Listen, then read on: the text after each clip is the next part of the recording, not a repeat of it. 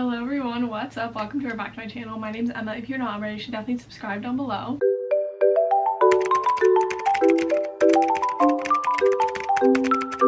I feel like I haven't sat in front of the camera and filmed something in a long time, but we are back. Sorry for no video last week, but I've been just super busy. I would rather not put out a video than put out a video that I'm not proud of. Anyway, it is that time of year again where we talk about college advice. I'm now 2 years out of college, which is crazy. I graduated in May 2023 and I recently graduated grad school in May 2025. I still have the knowledge, the advice, like I feel like I can still talk to you guys about this, but you guys seem to really like these videos. I have my computer here because I have some notes written down on things that I want to talk about, and without further ado, let's just get into it. Alright, so this is going to be just like general, a bunch of different college advice things, not necessarily focus on one specific topic or for one specific grade, but if you want me to do that, comment down below or like DM me with specific questions and I can definitely like do a tailored video. But this is going to be just like general college advice, what you need to know. First things with academic advice, it's kind of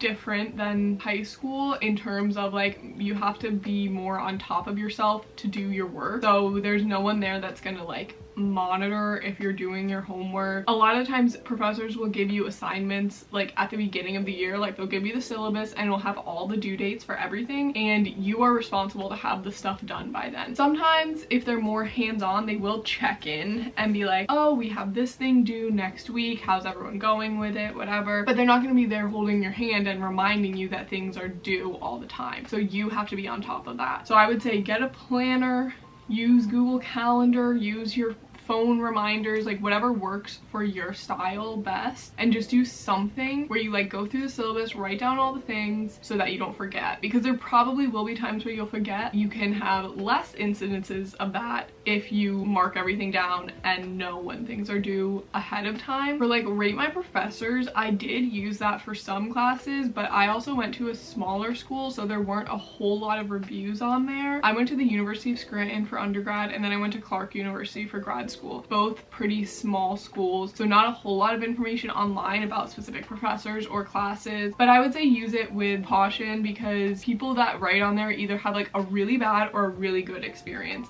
Like I don't think I ever wrote any reviews of any professors that I had, but most people will only write if they had like a really horrible thing or a really great thing. Take it with a grain of salt that not everyone is going to sit down and write reviews of their professors, so maybe try to talk to some people. Also, like if you know people who have taken that professor, it is kind of hard to judge, you know, like you don't really know what a professor is going to be like. Luckily, a lot of schools, they have a period where there's like a week or 2 weeks after you start classes where you can then drop the class and sign up for something else.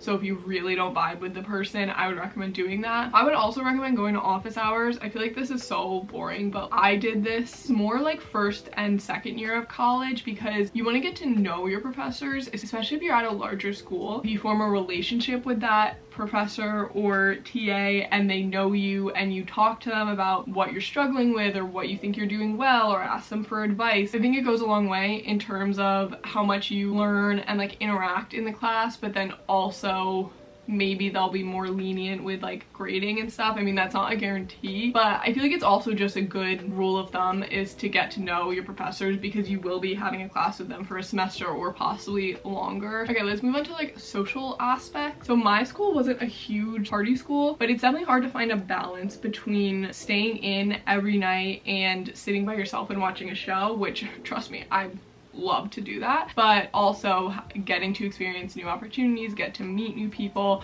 I guess this is more tailored towards like if you're in your first or second year. It's kind of hard to find like a friend group in the beginning unless you know people that you're going to school with already, like if you have friends from home that you're going to school with. But if you're like rooming with someone who's random, you don't really know anyone in your program or at the school, it can be like very daunting. Everything's gonna be okay. It might take a while. Some people it takes like a year to 2 years. Like I didn't really have a solidified good group of friends till like my sophomore year, maybe beginning of junior year, because there are some people who you meet, you might become friends with them and then you sort of like drift apart, or you know, sometimes you just don't like vibe with people, and that's okay. Like you're allowed to drift apart from people. You don't have to stay friends with people that you met like the first day of freshman year. Just don't beat yourself up about it if you don't find your people in the first week of school. Like it's really, I don't really know many people who actually did that.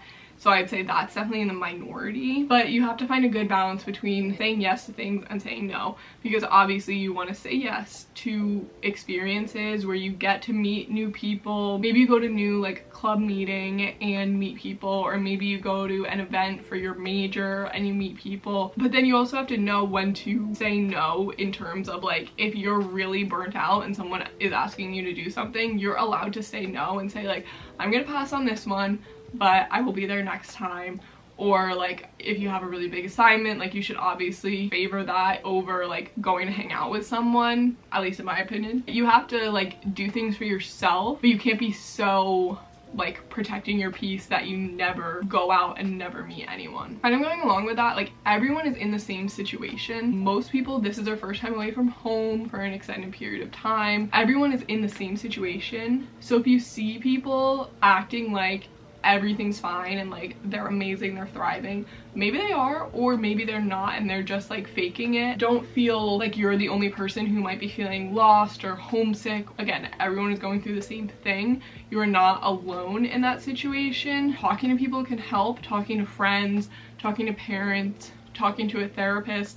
A lot of schools actually now have like discounted or free therapy online, so I would definitely recommend that, because it's like a big adjustment to go from living at home and knowing everyone and then moving to this place where you're living in like this tiny room with someone else that you don't know and you're having to do all these new things. So if that's something that you think could benefit you, I would definitely look into that. So I think that's really important, because if you're just sitting with your thoughts and you're not saying anything about it to anyone, it'll just all stay inside of you until at one point you boil over and you can't take it anymore and you have like a mental breakdown. So I would say try to avoid that by getting ahead of it. Even like journaling, like recognizing your feelings, writing them down, thinking like, okay, is this something that I can control, or is this something that I'm worrying about unnecessarily? You can solve a lot of things that way. Trust me. Focus on the good. There's always going to be like bad things happening. There's always going to be stressors, and you might feel like you could be doing more, whatever. Like there's always going to be a lot of things going on. So only focus on what is important to you. You can't control everything.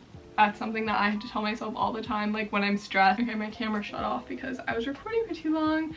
But yeah, I think those are like the main things. I guess it kind of was tailored more towards like first year students, because you know more once you get through your first year and you have more experience in college. But comment down below any specific questions, DM me. Yeah, let me know if you like this video and want more. Thank you so much for watching. Make sure to like, comment, subscribe down below. Make sure to follow my social media down below to keep up with my daily life, and I will see you in my next video. Bye.